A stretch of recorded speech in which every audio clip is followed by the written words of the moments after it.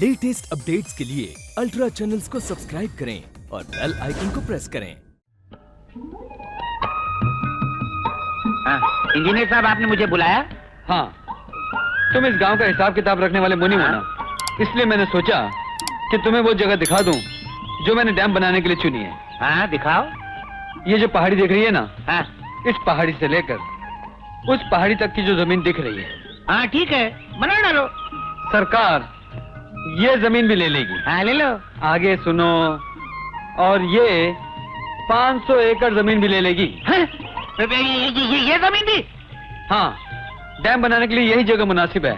मैं अपनी रिपोर्ट तैयार करके इरिगेशन डिपार्टमेंट को भेज रहा हूँ। अरे ठहरो साहब, ठहरो। ये जमीन ठाकुर साहब की है, यहाँ अच्छी खेती बाड़ी होती है। तुम इसको भी पानी के नीचे डुबा देना चाहते हो?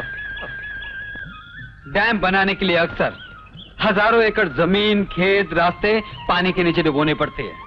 शेर सिंह का नुकसान होगा, लेकिन गांव वालों का हमेशा के लिए फायदा हो जाएगा। अरे गांव वाले के चूल्हे में शेर सिंह को अगर पता चलेगा, वो तुम्हारा देहरादून बना डालेगा। देहरादून बना डाले या बुरहानपुर, अगर शेर सिंह ये जमीन नहीं देगा तो गवर्नमेंट ये जमीन उससे जबरदस्ती छीन लेगी। अरे मेरी बात समझने की कोशिश करो। अगर उसको पता चलेगा, तुम्हारा जीना मुश्किल कर देगा, तुम्हारा भगाड़ नगर बना डालेगा। नारायण दास, मैंने तुम्हें यह राय देने के लिए नहीं बुलाया, बल्कि इसलिए बुलाया कि रिपोर्ट तैयार करने से पहले मुझे इस जमीन की डिटेल, इसका एरिया, इसकी हदबंदी और इसका सर्वे मैप चाहिए फौरन। सरकार का राज चलता है क्या? हम नहीं देते सरकार को जमीन। अब चाहे मिलिट्री आए, चाहे टैंक आए, चाहे ट्रक आए, हम नहीं देते। मगर जब मैंने पहले आपको चेतावनी दी थी कि ये आदमी खतरनाक है, तो आपने क्या कहा था? क्या कहा था? नारायण दास, तुम्हारा नाम गधे दास होना चाहिए। हम सांप से खेलना जानते हैं, उसका जहर निकालना जानते हैं, उसके दांत तोड़ना जानते हैं। अब वो बगैर जहर का सांप रस्सी का फंदा बनकर आपकी इस गले की गुवाहाटी बना रहा है। अरे वो हमें गुवाहाटी क्या बनाएगा? हम मिनटों में उसे चौपाटी में डुबो देंगे। अभी तक कुछ नहीं बिगड़ा। बताओ, क्या वो कागजात बड़े ऑफिस में पहुंचे? नहीं, अभी तक तो नहीं पहुंचे। हाँ, इसका मतलब है अभी तक कुछ नहीं बिगड़ा। इससे पहले कि वो कागजात बड़े ऑफिस में भेज दे, हम उसे भगवान के ऑफिस में भेज देंगे।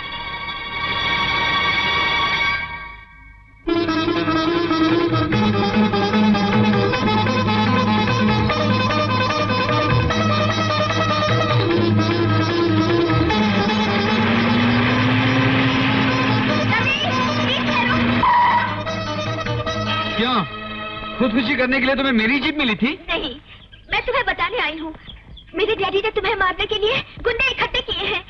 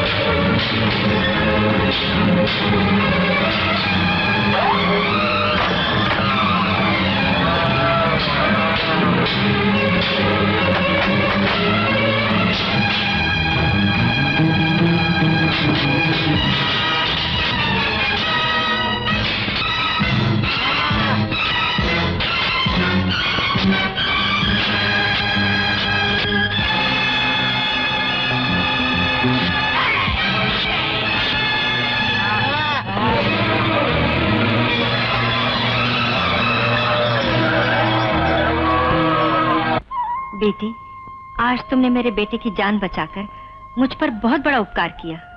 उपकार तो आपके बेटे ने मुझ पर किया है माँ जी। मेरे घमंड के शीशे को तोड़कर सच्चाई के आईने में मेरी सूरत दिखा दी। इतना फर्क है बाप बेटी में।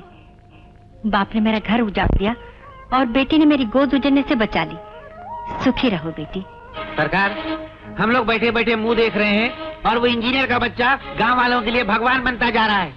राम का अवतार बनता जा रहा है। अरे उसका कुछ कीजिए, वरना वो अवतार हम लोगों का तार काट डालेगा। देखते जाओ मुनीम, हम भी ऐसी चाल चलेंगे कि यही गांव वाले उसके मुंह पे थूकेंगे।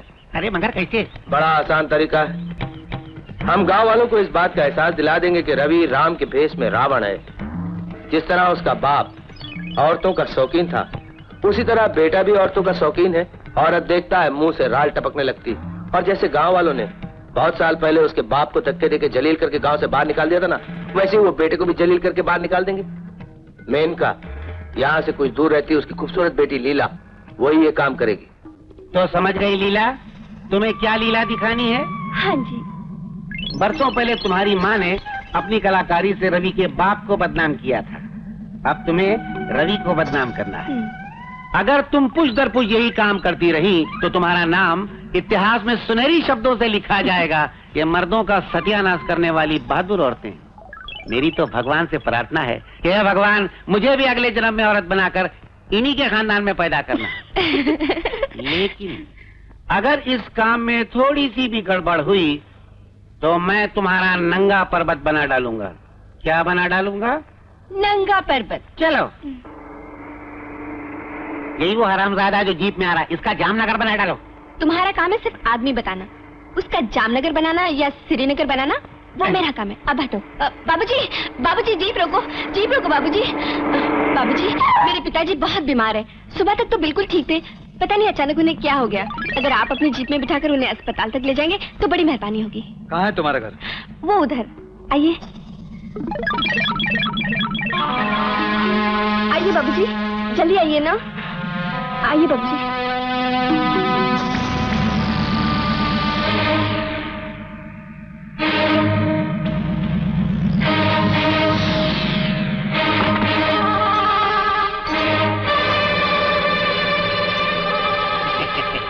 अब इज्जतपुर का फालूदापुर बनाता हूँ। अरे वो अपना इंजीनियर रवि है ना, सारा गांव भगवान का अवतार समझता है। हाँ। वो शैतान का अवतार निकला। क्या कह रहे हो मुनीम? हाँ, वो एक औरत के साथ उसके मकान में अकेला घुस गया। मुनीम ऐसी बातें मत करो, हो सकता है वो उससे राखी बनवाने के लिए गया हो। राखी बनवाने के लिए कपड़े उतारने की क्या जरूरत है? क्या उसने कपड़े उतार दिए? मैंने अपनी आंखों से देखा। मैंने घर को बाहर से ताला भी लगाया, ये उसकी चाबी है। मुनीम, अगर ये बात सच निकली हम उस इंजीनियर को जूते मारकर अपने गांव से निकाल देंगे। क्यों मेरे इज्जतदार भाइयों? अरे ओ राम के अवतार का ढोंग करने वाले ढोंगी, बाहर आ। गांव की पवित्र धरती को अपवित्र कर दिया। थू थू थू थू। शराफत की वर्दियों में कैसे कैसे बेईमानों ने शरीर अपने छुपा रखे। इससे कहो बाहर आए। चले इंजीनियर, बाहर आ। तेरी शराफत का भाखड़ा नंगल डैम फूट चुका है, क्योंकि उसमें बेईमानी का सीमेंट मिला हुआ था। चल बाहर आ रे, और उस बुलबुल को भी लेकर आ जिसके साथ में खटमंडू बना रहा था।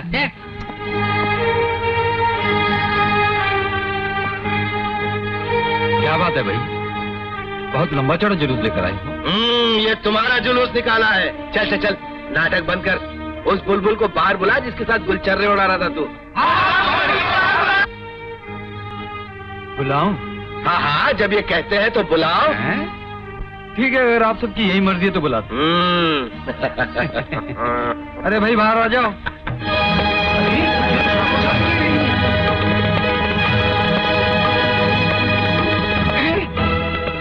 ये अंदर तो लीला गई थी, वापसी भी रामलीला कहाँ से आ गई? ठाकुर साहब, ये क्या तमाशा है? अपनी बेटी को रवि के साथ इस घर में बंद कर दिया, अब हम सबको दिखाने के लिए यहाँ बुला लाया। ये बहुत गंदी बात है। एक बात के लिए इससे गिरा हुआ मजाक और नहीं हो सकता। चलो भाइयों चलो। कुत्ते, गधे, सुअर, उल्लू के पट्टे। एक मिनट, जानवरों के नाम बाद में गिराना, मैं जरा इनसे 1 मिनट निपट लूं। तुम यहाँ कैसे आ गई? कैसे मतलब? क्या तुम्हें मालूम नहीं?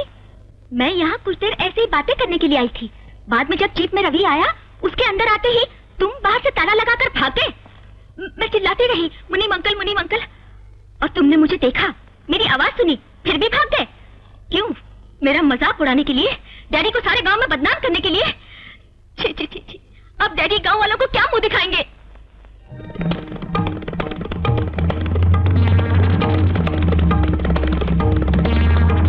बंदूक नहीं मालिक, आपको विजयवाड़ा की कसम, आपको पटियाला की कसम, आपको मध्य प्रदेश की कसम, आपको उत्तर प्रदेश की कसम। खामोश, बंद कर तेरा पटियाला, विजयवाड़ा, उत्तर प्रदेश, मध्य प्रदेश। तेरे सारे गांव खत्म हो चुके हैं। अब मैं तुझे सोनापुर बनाऊंगा। सोनापुर समझता है गधे की औलाद? सोनापुर बनाऊंगा। अरे नहीं,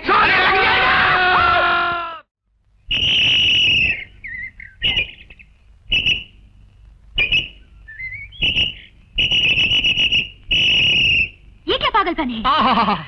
ऐ मेरी बर्फी की पेटी, कलाकंद की टोकरी, रबड़ी की कटोरी, चौपाटी की कुल्फी, जरा मुस्कुरा दो, मैं तुम्हें अपने कैमरे में बंद कर लूं।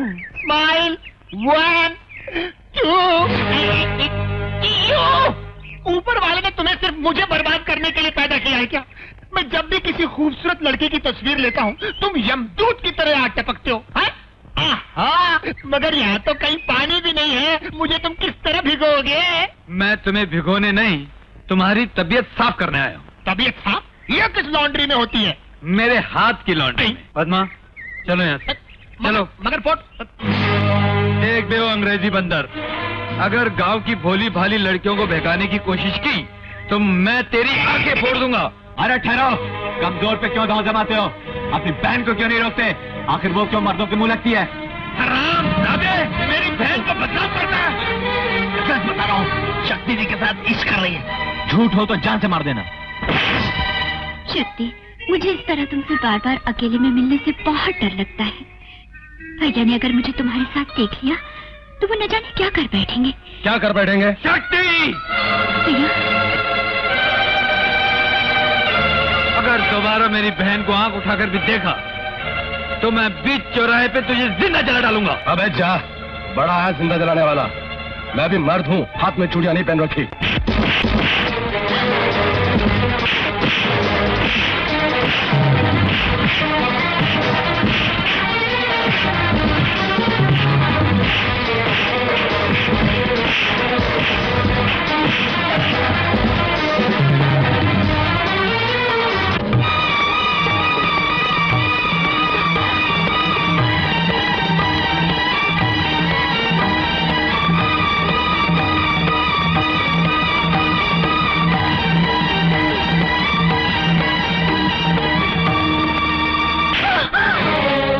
जानती हो हमारी लड़की ने क्या किया? इसे तुम्हारी तपस्या और मेरे प्यार के मुंह पर जोरदार थप्पड़ मारा। ये उस कमीने मुनीम के बेटे से प्यार करने लगी है। हे भगवान, बेटा, जवान लड़की तेज तलवार की तरह होती है। उसकी जरा सी गलत हरकत घर की इज्जत को कत्ल करके रख देती है। इसलिए जितनी जल्दी हो सके इसके हाथ पीले कर देने चाहिए। तुम ठीक कह रही हो माँ। ढूंढता हूँ कोई शरीफ लड़का और जल्द से जल्द इसकी शादी कर देता हूँ। नहीं भैया, मैं शक्ति के सिवा किसी और से शादी नहीं करूंगी। पद्मा, मैं जानती हूँ भैया, मैंने तुम्हें धोखा दिया है। मैं उनसे छुप छुप कर मिलती रही, मगर हम दोनों एक दूसरे से प्यार करते हैं। वो आपसे खुद आकर शादी की बात करने वाले थे, लेकिन इससे पहले ये बात हो गई। भैया, अगर मेरी शादी उनसे नहीं हुई तो किसी और से भी नहीं हो पाएगी। तुम हमारी मर्जी के खिलाफ उस शैतान के बेटे से शादी करोगी?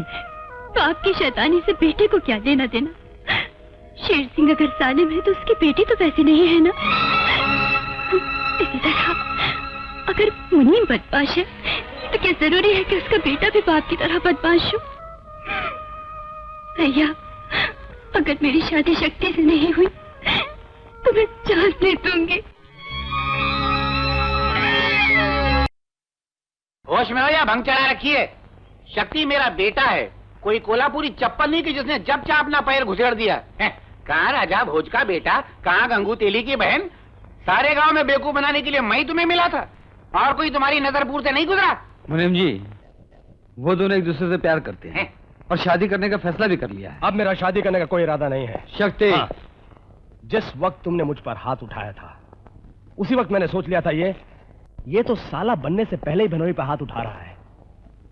साला बनने के लायक नहीं है, इसलिए शादी का इरादा मैंने अपने दिल से बाहर निकाल दिया है। शक्ति, मुझसे भूल हो गई। मैंने जज्बात में आकर तुम पर हाथ उठाया। मुझे नहीं मालूम था कि तुम दोनों एक दूसरे से प्यार करते हो। मैं माफी मांगने आया भाई, मुझे माफ कर दो, मेरी बहन को अपना लो। कैसे मथुरा का पेड़ा बनता जा रहा है। मिठास मिठास में अपनी सारी शर्तें मनवाता जा रहा है। सबसे पहली बात तो ये है कि मैं उस औरत की बेटी को अपनी बहू क्यों बनाऊं जो सारी जिंदगी लोगों के बर्तन धोती थी, कपड़े धोती थी, चावल कूटती थी। और रवि बाबू, जो आदमी तुम्हारे बाप के काले करतूत अपनी आंखों से देख चुका है, वो ये रिश्ता कैसे होने देगा? नारायण दास, अब अगर तुमने मेरे पिताजी का नाम भी लिया तो मैं जबड़े समेत तुम्हारे दांत उखाड़ दूंगा। मैंने तुम्हें और तुम्हारे बेटे को इंसान समझकर रिश्ते की बात की थी, लेकिन वो मेरी भूल थी। शैतान के खून से कभी इंसान पैदा हो ही नहीं सकता। शक्ति, सबसे बड़ी गलती मेरी बहन की है, जो तुझ जैसे बेमुरवत इंसान से दिल लगा बैठी है और रो रो के कह रही है कि मैं शादी करूंगी तो शक्ति से, वरना जान दे दूंगी। उस बेवकूफ लड़की को यह नहीं मालूम कि जान लेना तो इस खानदान का शौक है। कभी नफरत से जान ले लेते हैं और कभी मोहब्बत से जान ले लेते हैं। नमस्ते मालिक। नमस्ते। आज मैंने ऐसा बढ़िया काम किया है कि आप सुनकर खुशी के मारे अमृतसर हो जाएंगे। हाँ, किसी को अपनी बेईमानी के जाल में फंसा लिया होगा चिटिया वाले। नहीं, उससे भी बढ़िया काम किया है। आज वो अकड़ा हुआ इंजीनियर मेरे घर आया था, अपनी लाडली बहन के लिए मेरे बेटे का हाथ मांग रहा था। तूने मंजूर कर लिया ना? कैसे मंजूर कर लेता? मैं कोई अलीबाग हूँ? मैंने पेट भर गालियाँ दी, ऐसी ऐसी बातें सुनाई कि उसके चेहरे से अफ्रीका टपकने लगा। गाड़ी रोको! नालायक, बेवकूफ, गधे, मुझे अल्फाज नहीं मिलते तुझे गालियां देने के लिए। इतना अच्छा मौका तूने अपने हाथ से गवा दिया। हमें इस मौके की कब से तलाश थी जानता है? फौरन जा और जाकर शादी मंजूर कर। जाके शादी मंजूर कर लो? हाँ, वो शादी मंजूर कर। नहीं नहीं? सुन, इधर आके सुन।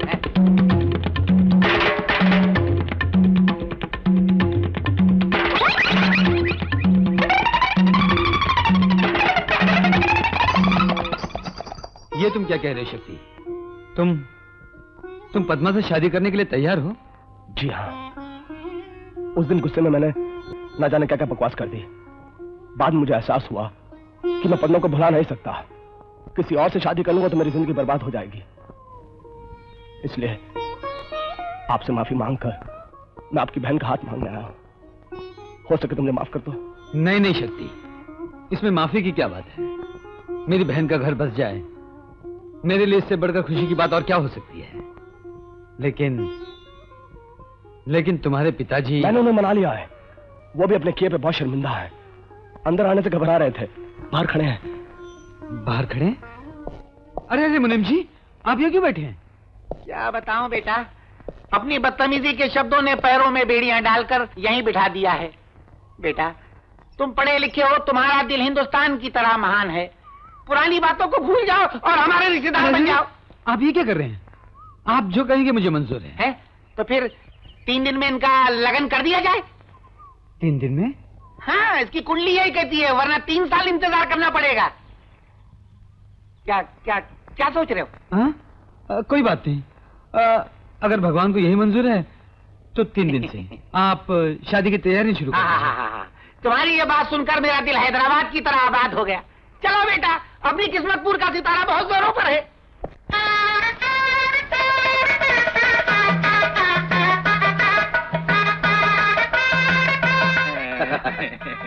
अबे, ये शादी के मुबारक मौके में तेरी आंखों में आंसू।